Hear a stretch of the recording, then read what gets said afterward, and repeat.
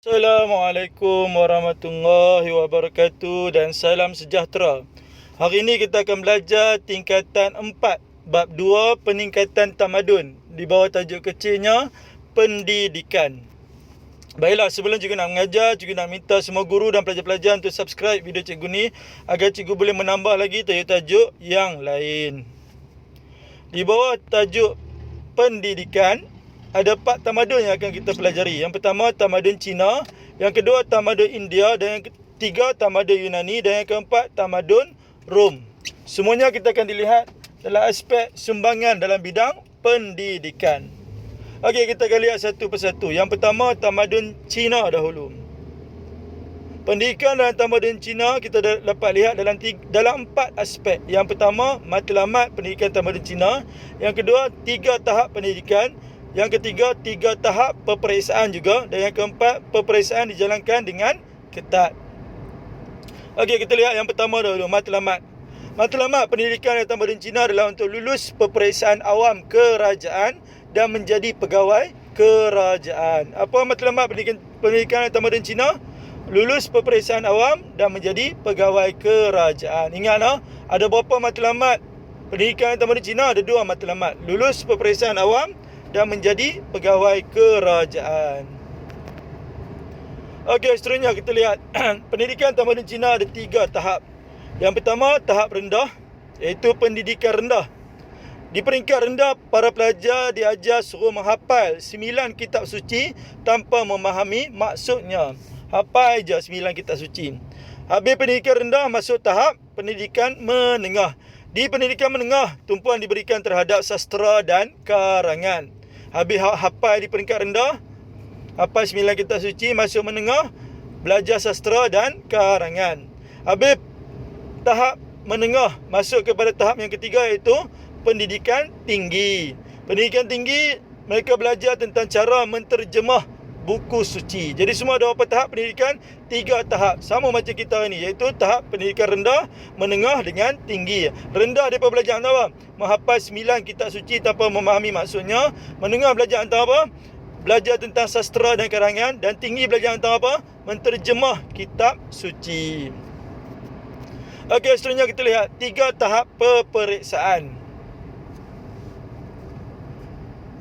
Dia ada tahap pertama, tahap kedua dan juga tahap ketiga. Peperiksaan tahap pertama setaraf dengan ijazah pertama. Ianya dijalankan di daerah. Mereka yang lulus layak menjadi pegawai kerajaan. Ya, tahap pertama je lulus dah layak jadi pegawai kerajaan. Tahap pertama ni setaraf dengan apa? Ijazah pertama. Masuk kepada tahap kedua. Kalau tahap pertama ijazah pertama, tahap kedua dipanggil sarjana, setaraf sarjana. Ianya dijalankan di ibu kota daerah. Kalau tahap pertama dijalankan di daerah, tahap kedua di ibu kota daerah. Last sekali tahap ketiga. Tahap ketiga setaraf dengan doktor falsafah ataupun PhD. Ianya dijalankan di istana. Mereka yang lulus layak menjadi pendidik. Jadi semua ada berapa tahap peperiksaan? 3 tahap. Tahap pertama setaraf dengan ijazah pertama. Tahap kedua setaraf dengan sarjana. Tahap ketiga setaraf dengan doktor falsafah. Tahap pertama dijalankan di daerah. Tahap kedua dijalankan di ibu kota daerah. Tahap ketiga dijalankan di istana. Tahap pertama layak menjadi pegawai kerajaan. Dan tahap ketiga layak menjadi pendidik. Okey, seterusnya kita lihat peperiksaan dalam tamadun Cina dijalankan dengan sangat ketat. Cara peperiksaan dijalankan.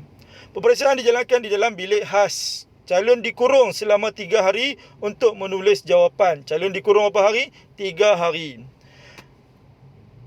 Semasa dikurung disediakan makanan dan minuman. Ya, disediakan makanan dan minuman sekali. Bukannya tak makan dan tak minum. Yang keempat, peperiksaan dijalankan selama 3 hari. Ya, sebab tu kena tulis jawapan berapa hari? 3 hari. Calon yang meniru dikenakan hukuman mati. Pasal apa dikenakan hukuman mati? Untuk mengelakkan penipuan.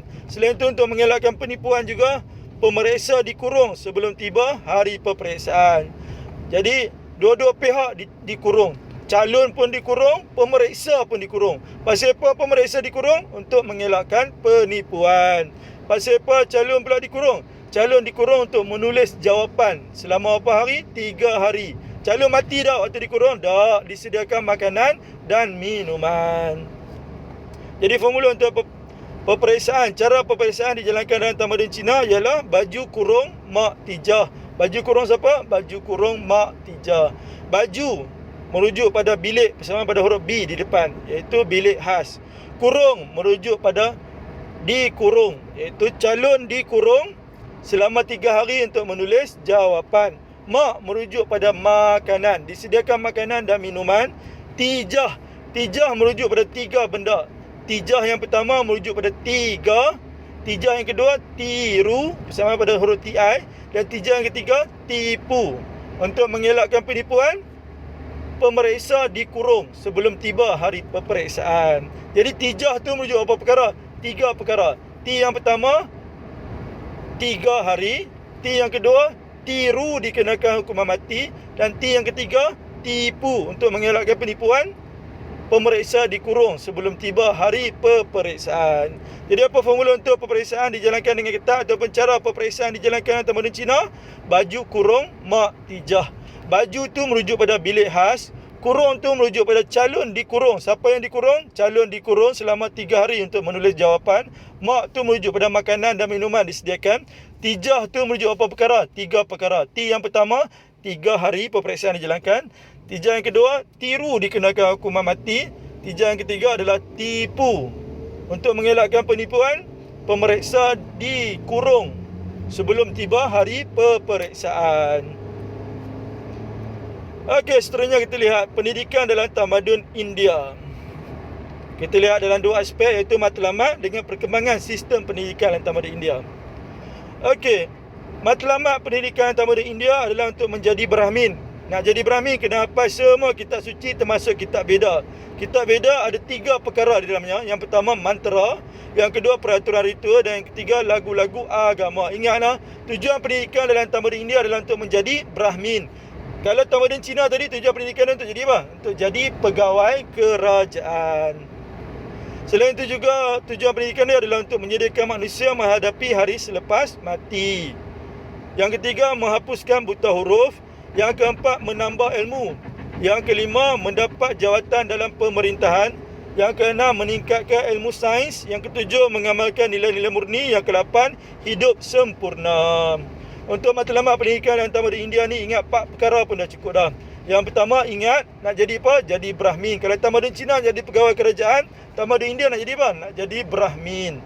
Yang kedua, menjadikan manusia menghadapi hari selepas mati. Yang ketiga, ingat menghapuskan buta huruf. Yang keempat, menambah ilmu pengetahuan. Ataupun nak tambah lagi, mendapatkan jawatan dalam pemerintahan. Ingat 4 ke 5 pun dah sangat cukup. Okey, tengok perkembangan sistem pendidikan dalam tamadun India. Sistem pendidikan tamadun India bermula pada zaman Vedik, ianya berkaitan dengan agama Hindu. Pendidikan khas diberikan untuk lelaki sahaja. Mereka kena menghafal kitab Veda dalam bahasa Sanskrit.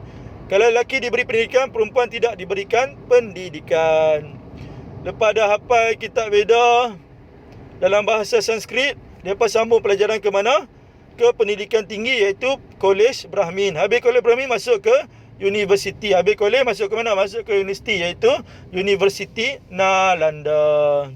Ingatlah, tujuan pendidikan tamadun India nak jadi apa? Nak jadi Brahmin. Tujuan pendidikan tamadun Cina nak jadi apa? Nak jadi pegawai kerajaan. Okey, seterusnya kita lihat pendidikan dalam tamadun Yunani. Pendidikan tamadun Yunani boleh dibagikan kepada 2. Yang pertama di Athens dan yang kedua di Sparta. Okey, kita lihat pendidikan di Athens dulu. Pendidikan di Athens bertujuan melahirkan manusia yang seimbang dalam aspek rohani dan jasmani. Ingatlah, pendidikan di Athens nak jadi apa? Nak jadi manusia seimbang. Sebab tu ejaan Athens bermula daripada huruf apa? Huruf A. Nak seimbang, kena start manusia yang seimbang ataupun manusia yang cemerlang dalam pelajaran. Kena dapat apa? Kena dapat A. Ya. A tu kena seimbang ke tak seimbang? Kena seimbang semua subjek bagi dapat A. Barulah cemerlang. Jadi pendidikan di Athens bertujuan untuk menjadi manusia yang seimbang. Kalau tamadun Cina tadi, tujuan dia nak jadi apa? Pegawai kerajaan. Tamadun India nak jadi apa? Nak jadi Brahmin. Di Athens nak jadi apa? Nak jadi manusia yang seimbang dalam aspek rohani dan jasmani. Manusia cemerlang memenuhi tuntutan mental dan fizikal untuk kesejahteraan hidup. Mata pelajaran yang diajar adalah seperti sukan, muzik, menulis dan lain-lain. Ingat tujuan pendidikan di Athens untuk jadi apa? Menjadi manusia yang seimbang. Tamadun Cina nak jadi apa? Pegawai kerajaan. Tamadun India nak jadi apa? Nak jadi Brahmin. Okey, seterusnya pendidikan di Sparta. Pendidikan di Sparta bertujuan melahirkan tentera yang gagah. Kalau di Athens tadi nak jadi manusia seimbang, di Sparta nak jadi tentera yang gagah. Tentera yang gagah mestilah dilatih sejak daripada zaman kanak-kanak untuk menjadi tentera. Antara latihan yang diajar adalah kemahiran menggunakan senjata. Jadi kalau Sparta, apa tujuan pendidikan dah? Nak jadi tentera yang gagah. Athens nak jadi apa? Nak jadi manusia yang seimbang. Tamadun Cina nak jadi apa? Pegawai kerajaan. Tamadun India nak jadi apa? Nak jadi Brahmin. Okey, last sekali kita lihat pendidikan dalam tamadun Rom. Tamadun Rom memberi penekanan kepada ilmu yang praktikal. Membolehkan infrastruktur dan kemudahan awam dibina. Ingat, praktikal ni boleh buat apa? Boleh bina infrastruktur dan kemudahan awam. Melahirkan jurutera. Tujuan dia nak lahirkan apa? Nak lahirkan jurutera. Ingat tamadun Rom nak lahirkan apa? Nak lahirkan jurutera. Ilmu yang diajar, ilmu yang praktikal. Kalau tamadun Rom nak lahir jurutera, tamadun Cina nak lahir apa? Pegawai kerajaan. Tamadun India nak lahir apa? Nak lahir Brahmin. Athens nak lahir apa? Manusia seimbang. Sparta nak lahir apa? Tentera yang gagah. Ingat, tugas jurutera adalah untuk membina pengairan, bangunan dan jalan raya. Selain melahirkan jurutera, mereka juga nak melahirkan ahli falsafah ataupun sejarawan. Ingat tujuan pendidikan di Rom nak lahir apa? Nak lahir jurutera. Tujuan pendidikan tamadun Cina nak lahir pegawai kerajaan. Tujuan pendidikan tamadun India nak lahir Brahmin. Tujuan pendidikan di Athens melahirkan manusia seimbang. Di Sparta melahirkan tentera yang gagah. Okey, seterusnya kita lihat analisis kegerapan bab 2 untuk ketah 2 dalam SPM 2010 sampai 2020 ulangan yang terkini. Tengok yang warna oranye tu. Warna oranye tu adalah SPM sebenar, warna kelabu bawah tu adalah SPM ulangan. Tengok. SPM sebenar tu. 2010 tak ada, 2011 tak ada, 2012 tak ada, 2013 tak ada, 2014 naik soalan struktur, 15 naik esei, 16 naik struktur, 17 tak ada, 18 tak ada, 19 naik struktur, 2020 berkemungkinan naik esei. Jadi tolong bagi perhatian semua tajuk-tajuk di dalam bab 2 tingkatan 4 ini. Tengok SPM ulangan. 14 ulangan tak naik, 15 ulangan tak naik, 16 ulangan tak naik, 17 ulangan naik struktur, 18 ulangan naik struktur, 19 ulangan naik struktur. 2020 ulangan yang terkini yang baru-baru ni tak naik. Bagi pelajar yang ambil SPM pada tahun 2020 ni, tengok yang warna oranye tu. Cikgu ulang dia punya trend tak naik, tak naik, tak naik, tak naik, naik, naik, naik, tak naik, tak naik, naik. 2020 ya berkemungkinan sangat besar akan naik dalam soalan esei. Jadi tolong bagi perhatian semua tajuk di dalam bab 2 tingkatan 4 ini. Okey, seterusnya kita lihat analisis kekerapan tajuk dalam SPM 2010 sampai 2019. Tajuk apa kita belajar tadi? Pendidikan. Setakat lah ni baru sekali je ditanya pendidikan, iaitu 2016. Ingat lah ni dah 2020. Dah 4 tahun dah tak ditanya. Jadi tolong bagi perhatian yang sangat-sangat tajuk pendidikan ini. Sebab apa? Berkemungkinan sangat besar akan ditanya pada tahun 2020 ni, iaitu Januari 2021 ini. Jadi tolong hafal semua pendidikan dalam setiap tamadun. Okey, seterusnya kita lihat contoh soalan struktur. Markahnya 244. Baiklah, kita lihat satu persatu. Soalan A dulu. Soalan A ditanya, apakah tujuan pendidikan bagi tamadun Cina? Ingat, tamadun Cina tujuan dia adalah untuk melahirkan pegawai kerajaan. Tengok di ruangan jawapan. Soalan struktur ni ada nombor 1 Roman, 2 Roman dah ada. Jika ada nak jawab macam mana? Jawab terus ya. Tulis terus jawapan. Tak perlu buat ayat. Jadi 1 Roman tulis terus lulus peperiksaan awam. 2 Roman tulis terus menjadi pegawai kerajaan. Okey, kita lihat soalan B. Bagaimanakah peperiksaan awam dan tamadun Cina dijalankan? Ya. Apakah dah soalan? Bagaimanakah? Iaitu cara peperiksaan awam dan tamadun Cina dijalankan. Ingat lagi tak? Apa formula untuk cara peperiksaan awam dan tamadun Cina dijalankan? Formula dia apa? Baju kurung mak tijah. Okey, tengok di ruangan jawapan soalan struktur ni ada nombor 1 Roman, 2 Roman tak? Tak ada. Jika tak ada, nak jawab macam mana? Jawab dalam bentuk ayat. Setiap ayat wajib ada apa? Ada pembuka. Jadi ambil bilik pembuka soalan. Cara peperiksaan awal dalam tamadun Cina dijalankan ialah peperiksaan dijalankan dalam bilik khas. Titik. Penanda wacana selalu cikgu ajak guna apa? Guna number. Kedua, koma. Calon dikurung selama 3 hari untuk menulis jawapan. Titik. Lepas kedua, ketiga. Calon disediakan makanan dan minuman. Keempat, peperiksaan dijalankan selama 3 hari. Kelima, calon yang meniru dikenakan hukuman mati. Ada lagi tak? Ada lagi. Ya, ada satu lagi. Ingat balik formula. Baju kurung mak tijah. Tijah tu merujuk apa benda? 3 benda. 3, tiru, tipu. Ya, satu lagi tipu. Untuk mengelakkan penipuan, pemeriksa dikurung sebelum tiba hari peperiksaan. Okey, seterusnya tengok soalan C. Soalan C ditanya, pada pendapat anda, mengapakah generasi muda hari ini perlu memajukan diri dalam pendidikan? Apa kehendak soalan? Sebab perlu memajukan diri dalam pendidikan. Okey, tengok di ruangan jawapan soalan struktur ni ada nombor 1 Roman, 2 Roman tak? Tak ada. Jika tak ada, nak jawab macam mana? Kena jawab dalam bentuk ayat. Setiap ayat wajib ada apa? Ada pembuka. Jadi ambil oleh pembuka soalan. Sebab generasi muda hari ini perlu memajukan diri dalam pendidikan ialah mendapat ilmu pengetahuan. Titik. Nanda wacana cikgu ajak guna number. Jadi kedua, koma. Melahirkan insan yang seimbang antara fizikal dan rohani. Titik. Ketiga, aset kemajuan negara pada masa hadapan. Titik. Keempat, memenuhi keperluan tenaga kerja negara. Boleh lagi tak tambah jawapan lain? Boleh lagi. Dalam sejarah digalakkan menjadi galak. Bagi jawapan lebih. Bagi jawapan lebih ya. Bagi jawapan lebih yang banyak pun tak apa. Yang penting keluar periksa dengan sangat puas. Lepas keempat, kelima, dapat membezakan mana yang baik dan mana yang buruk. Yang keenam, jaminan pada masa hadapan. Okey, seterusnya kita lihat contoh soalan esei markahnya 488. Baiklah kita lihat satu persatu. Soalan A dulu ditanya, terangkan tujuan pendidikan dalam tamadun India. Apa kehendak soalan? Tujuan pendidikan tamadun India. Ingat lagi tak? Tamadun India nak jadi apa? Nak jadi Brahmin. Tamadun Cina nak jadi pegawai kerajaan. Athens, manusia seimbang. Sparta, tentera yang gagah. Rom, jurutera. Okey, seperti biasa untuk jawab soalan esei wajib ada pembuka. Jadi ambil pembuka kat soalan. Tujuan pendidikan tamadun India ialah untuk menjadi Brahmin. Titik. Lepas titik, penanda wacana cikgu ajak guna number. Kedua, koma, menyediakan manusia menghadapi hari selepas mati. Titik. Lepas kedua, ketiga, koma, menghapuskan buta huruf. Keempat, menambah ilmu pengetahuan. Okey, soalan B. 1 Roman ditanya. Jelaskan sumbangan tamadun berikut dalam bidang pendidikan. Yunani. Tamadun Yunani, ingat dia ada 2 bandar. Yang pertama Athens dan yang kedua Sparta. Athens nak jadi apa? Manusia seimbang. Sparta nak jadi tentera yang gagah. Markahnya berapa markah? 4 markah. Jadi bermaksud Athens 2 markah, Sparta 2 markah. Jadi untuk memulakan jawapan bagi soalan esei ni wajib ada pembuka. Jadi ambil pembuka soalan. Sumbangan tamadun Yunani dalam bidang pendidikan ialah di Athens. Pendidikannya bertujuan melahirkan manusia seimbang antara rohani dan jasmani. Titik. Penanda wacana cikgu ajak guna number. Kedua, manusia cemerlang memenuhi tuntutan mental dan fizikal. Macam mana pula nak bezakan dengan Sparta? Menggunakan perkataan manakala.